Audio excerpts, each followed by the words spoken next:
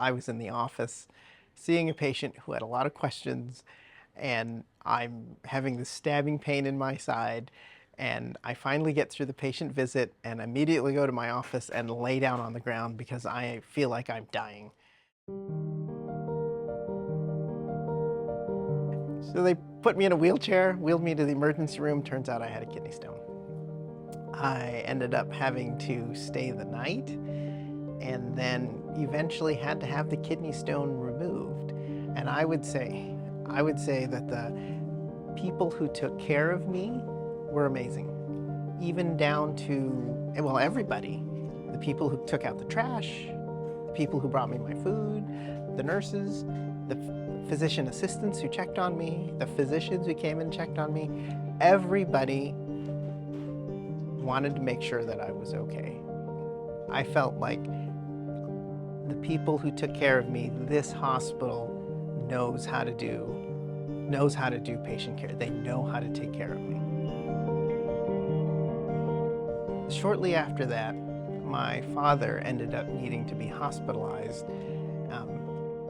I know what it's like to be the one taking care of someone, and in my recent experience, I was on the side of, well, I'm the one receiving the care, but it's another thing to be a loved one and not be able to seemingly do anything for your loved one. I'm not the provider. It's not my area of expertise.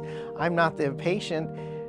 And being someone who takes care of patients all the time, I want to put my hand in there and say, well, let me help direct it. But no, I have to totally trust what they're doing is going to be the right thing, and it was.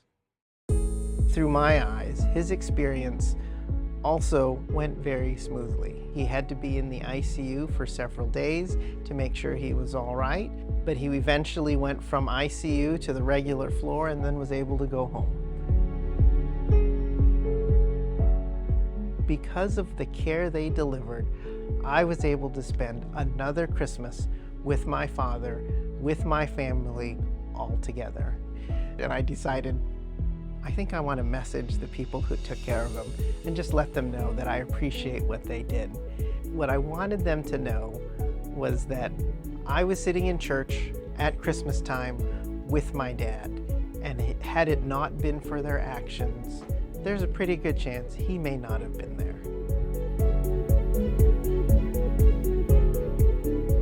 Having had those experiences, my approach to patients has changed somewhat. I mean, when I take care of patients, I want to take care of them like I want to be taken care of.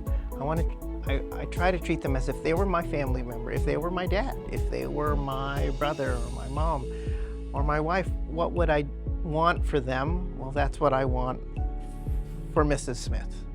I want them to receive that same care.